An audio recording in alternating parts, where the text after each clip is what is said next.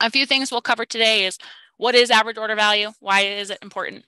How to calculate your average order value. That's a pretty simple equation. And then ways to increase your average order value most importantly. So next up here.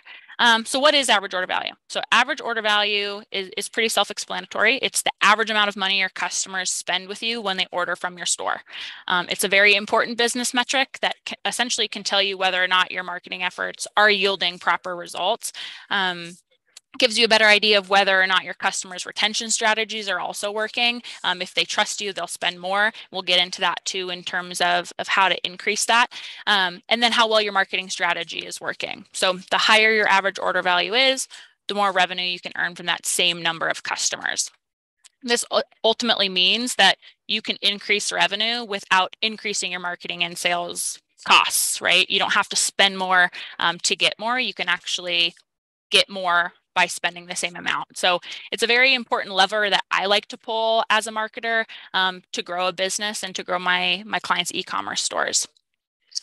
So some of the main benefits of increasing average order value, I kind of touched on this earlier, is increasing your sales revenue overall, bringing in more revenue over a shorter period of time, recovering the costs to acquire a customer more quickly. So that goes into if you have a smaller priced product, it allows you to essentially recoup that cost instead of waiting for that customer to come back and buy again and again and again to make that customer acquisition worth it.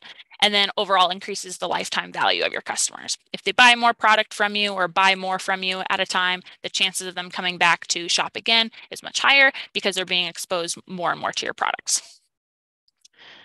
Perfect.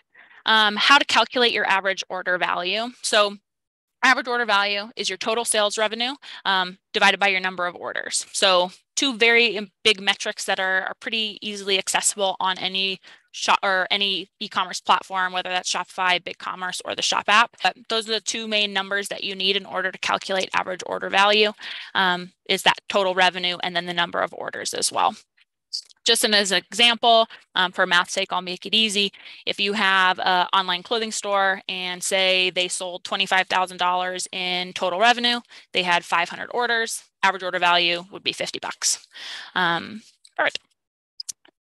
So next up, popular ways to increase your client's average order value. So I'll have slides, I have individual slides for each one of these, so we'll dive a little bit more in depth, but the biggest ones, creating order minimums for free shipping, implementing upselling and cross-selling, providing bundle deals and bulk discount options, starting customer loyalty programs, limited time promotions, social proof and reviews, being flexible with your payments, and then a flexible return policy. These are all things that I really make sure my clients are implementing across the board anytime I get an e-commerce business, and this really helps in turn, increase that average order value, whether that's pretty immediately or over the course of our partnership. So first up is creating order minimums for free shipping. I'm just going to preface, I did not create this, but I wish I did. Getting customers to add more products to their cart by offering free shipping is probably one of the easiest ways to increase your average order value. By doing this, the goal isn't to essentially weed out weak customers, right? You're not wanting to say, hey, if you can't spend a certain amount, I don't want you to purchase from my store. But what it does do is entice customers to spend a small percentage more to get something that they feel is of more value to them than that increase in spend. Typically 25 to 35% increase of your current average order value for your free shipping threshold is a safe place. So, for example, if your average order value is $100 and you want to increase it to 125, you can make your free shipping threshold $125 instead of that free shipping of $100. So next one is upselling and cross-selling. So I'm sure you've all seen this when you are consuming or shopping yourself online. There's lots of different plugins that can do this on different e-commerce websites, but the biggest thing is, completing the look, or you may also like, or, think this will go with this. So this is just an example of a complete the look. This is someone who would be shopping for a sweater. Down below, it also has the pants, the bag, and the shoes that are featured. So this is a great way of, growing the basket, right? And getting people to add more product to their cart and hopefully buying more and making a bigger sale. Next up is providing bundle deals and bulk option discounts. So grouping products that go really well together or commonly sell together, and this is information that you can get from your clients as well up front, and bundling these together can help increase your average order value. So customers that maybe were looking to buy part of a set, they see that that set is included, or that item is included in a larger set for a discounted price. They're enticed to spend more and get more as well, but also that original item that they were looking for. You can also do this with like the same quantity of items. So if you don't want to necessarily bundle products together, maybe you only have one product on your site, you can still offer this type of discount by offering, purchase 5 and get a discount, right? Or purchase 3. This helps increase that average order value, especially with small products like I had mentioned, socks, soaps. Instead of buying just one and having a $10 order, you can buy 3 and now your average order value increases to about $30. Customer loyalty programs is next. This is something you may not conventionally think would help increase your average order value, but in the grand scheme of things, it truly does. By about 14% on average, if you have a strong loyalty program, you'll see an increase in your average order value.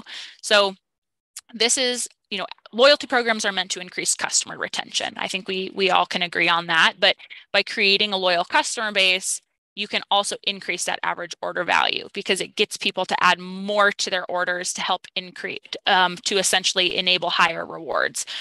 For example, if, Nordstrom does a really great job of this, and that's what I included in my screenshot here, is if you spend up to a certain threshold, you meet this level. If you spend up to a certain threshold again, you meet this level. So it entices you to spend more over a period of time. So you can essentially meet that criteria for that next rewards tier.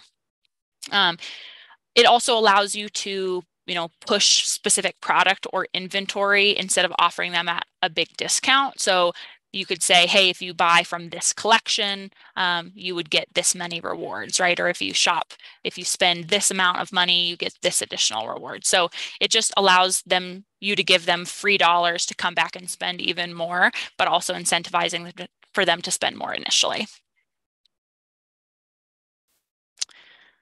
Limited time promotions, this kind of goes into the free shipping threshold, but there are some different promotions that I've historically offered with my clients that have worked really well for us. The biggest thing is this creates a sense of urgency to spend more, right? Everybody loves a good deal. No one wants to miss out on something. So urgency kind of sparks that need for somebody to add products to one's cart and hopefully get the most bang for their buck during that time frame. So certain things like % off an amount or an order minimum, buy one, get ones, spend X, get Y, which would be, spend $100, get a $25 gift card, right? That also is a really great and powerful promotion because it is essentially you're giving money away, but it's going back into your pocket because they'll spend again or shop again on your site. And then bundle the discounts again, like we discussed. So returns and exchanges is the last one. This, again, you might not necessarily think would have a big impact in average order value, but it also does go into people trusting you to spend more. About 70% of shoppers will say that the return experience of a website will impact if they even purchased with you and essentially how much.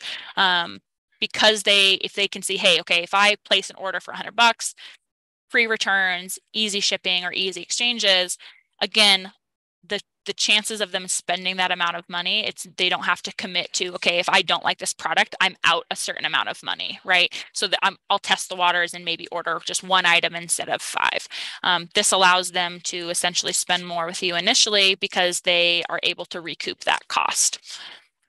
Few things with return policies, just really make sure it's transparent and flexible on your site, and transparent and flexible in terms of, whether you allow free returns, whether we provide a shipping label, there's multiple drop-off points. I don't know if you've heard of happy returns, something that is fairly new.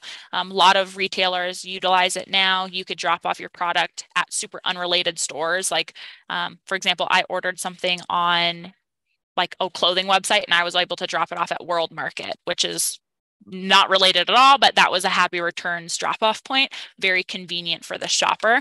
So if you offer those types of things, really making sure that that's across the site and displayed pretty clearly, especially if you offer free shipping and free returns, that make sure is included in your ad verbiage on your site. And anywhere, if the bottom of your email, the confirmation emails, even for orders, is really important to have for the return policy as well.